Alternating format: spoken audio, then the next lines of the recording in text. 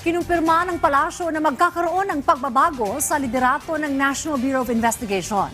Ay kay PCO Undersecretary at Palace Press Officer Claire Castro, nakatakdang italaga si Attorney Melvin Matibag bilang bagong director ng NBI. Sa ngayon, wala pa niya siyang impormasyon kung kailan ito magiging epektibo at kung kailan ang panunumpa ng itatalagang opisyal. Kaugnay ng mga tanong sa ugnayan ni Attorney Matibag sa dating administrasyon, sinabi ni Castro na prerogative ng Pangulo ang pagpili sa itatalaga. At malinaw na may tiwala ito kay Attorney Matibag para gampanan ang kanyang magiging tungkulin.